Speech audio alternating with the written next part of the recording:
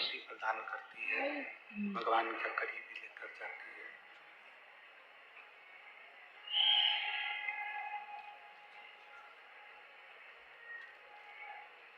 यदि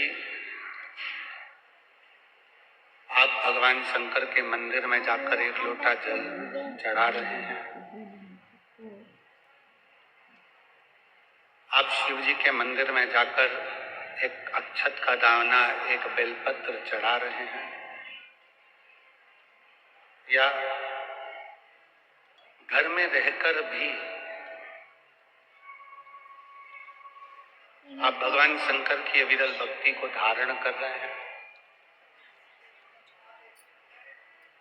पंचाक्षर मंत्र नमः शिवाय, षडाक्षर मंत्र ओम नमः शिवाय, या श्री शिवाय नमस्तुभ्यम का जाप कर रहे हैं,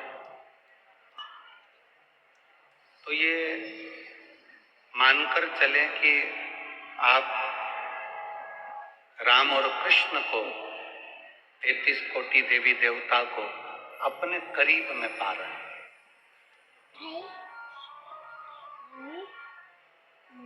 हमने पहले भी कथा के माध्यम से आपको वर्णन किया था कि एक लोटा जल केवल शंकर भगवान को ही नहीं मिलता,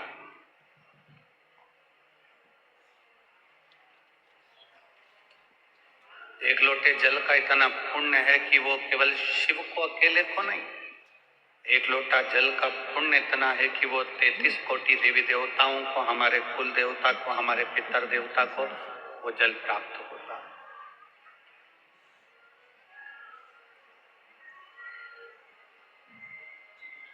शिव की भक्ति, शंकर भगवान की आराधना, शिव जी का स्मरण केवल अकेले शंकर जी के लिए नहीं है,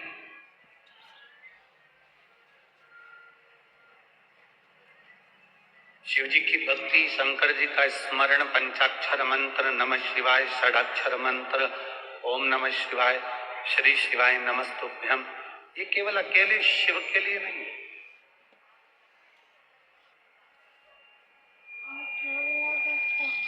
एक बड़ा सुंदर सा व्याख्यान, जिस समय पर ब्रह्मा जी और भगवान विष्णु ने पर्वत का घर्षण किया और अग्नि का खंभ प्रकट हुआ, प्रथम शिवलिंग प्रकट हुआ,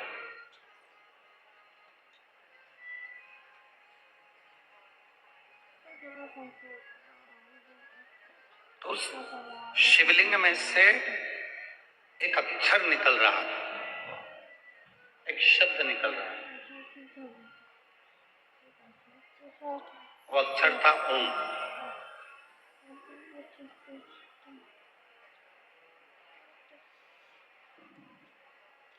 जब ब्रह्मा और भगवान विष्णु ने घर्षण किया और ये मालूम करना चाहा कि इस सृष्टि का पालन करता, इस पृथ्वी को संभालने वाला, संसार सागर की रक्षा करने वाला कौन हो सकता, तब दोनों ने मिलकर जब मंथन किया, एक पर्वत को घुमाना प्रारंभ किया, और वो पर्वत जब घूमता है तो उससे एक खंभ प्रकट होता है अग्नि का, उस खंभ को शिवलिंग की आकृति कहा गया, भगवान शंकर की आकृति, उसमें से एक अक्षर निकल रहा था ओम।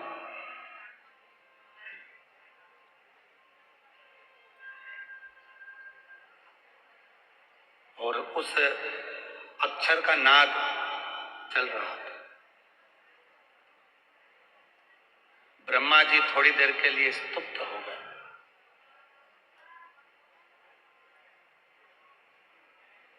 और ब्रह्मा जी ने भगवान विष्णु जी से कहा, नारायण से कहा कि प्रभु, ये जो ओम अक्षर निकल रहा है, ये ओम का जो नाद निकल रहा है, ये ओम की जो ध्वनि निकल रही है, ये क्या है? ये ओम नाद में है क्या? इस ओम अक्षर में है क्या? गला पकड़ रहा है बाबू, खींच के बोलना पड़ रहा है उसको। इस ओम अक्षर में है क्या? इस ओम अक्षर में नाद जो हो रहा है इसमें है क्या? भगवान नारायण चुप होकर, मौन होकर उस ओम के नाद को श्रवण कर रहे हैं।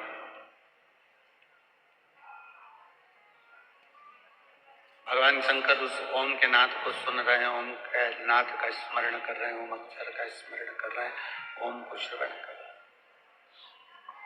ब्रह्मा जी ने फिर पूछा, ब्रह्मा जी ने फिर कहा कि आखिर इस ओम के नाद में ऐसा क्या है? ये अक्षर जो गूंज रहा है, ओम जो अक्षर गूंज रहा है, इसमें है क्या?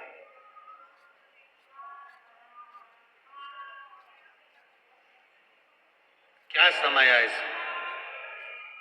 भगवान विष्णु उस ओम के नाद से मौन है, उसमें खो गए, बोलते ही नहीं, बोले ही नहीं।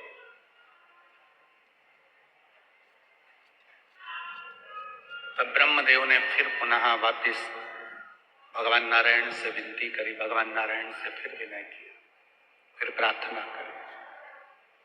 तब भगवान विष्णु ने उसी क्षण उसी पल कहा, ब्रह्मा जी, ये अक्षर जो इस अग्नि के खंभ में से, शिवलिंग में से जो प्रति ध्वनि के रूप में निकल रहा है, ये अक्षर कोई साधारण नहीं है।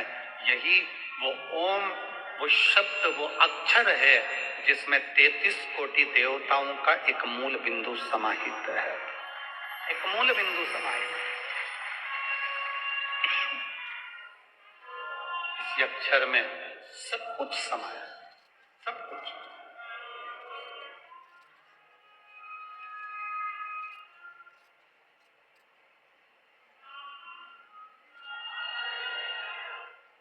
जब हम भगवान शंकर का पंचाक्षर मंत्र का जाप करते हैं, षडाक्षर मंत्र का जाप करते हैं, ओम नमः शिवाय, जब हम अपने मुख से उच्चारण करते हैं, तब ये मानकर चलिए कि आप सभी देवताओं को अपने पास में बुला लेते हैं।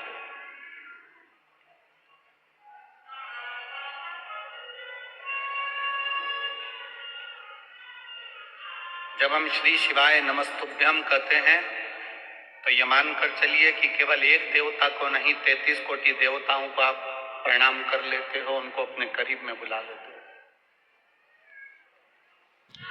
पहले एक नियम था, मेरी छत्तीसगढ़ की जीजियां और मेरे जीजा, मेरी बेटियां, बेटा, मेरी माताएं, मेरे भाई जानते हैं, पहले एक नियम था कि शादी की जो पत्रिका दी जाती थी, शादी की पत्रिका में घर के लड़कों का नाम नहीं लिखा जाता था। उस पत्रिका को अपन किसी को दे रहे हैं, अपने पड़ोसी को दे रहे हैं या अपने रिश्तेदार को दे रहे हैं, तो उनका घर का जो बुजुर्ग होता, घर का जो बड़ा होता, पत्रिका उसके नाम से दी जाती।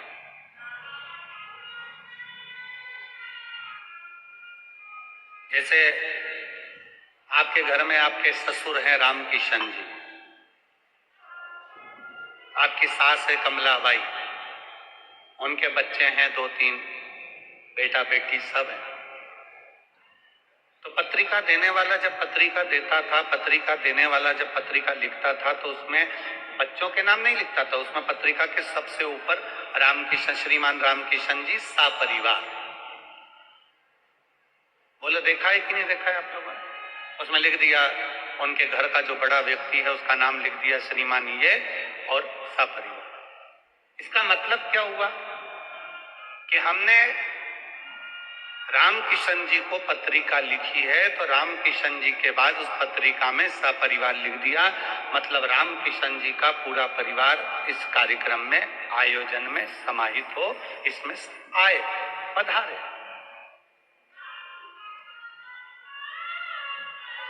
जब हम और आप श्री शिवाय नमस्तुभ्यम कहते हैं, जब हम और आप श्री शिवाय नमस्तुभ्यम बोलते हैं, तो जो देव अतिदेव महादेव हैं, देवताओं के भी जो देव हैं, पितरों के भी जो देव हैं, गंधर्वों के भी जो देव हैं, किन्नरों के भी जो देव हैं, अप्सराओं के भी जो देव हैं, पक्षियों के भी जो देव हैं, पशुओं के भी जो देव हैं, वो देव अधिदेव महादेव को श्री शिवाय नमस्तुभ्यम कहते से ही कि हे शंकर मैं तुम्हें प्रणाम करता हूं, उसका मतलब ये होता है कि सारे देवताओं को एक साथ प्रणाम कर दिया।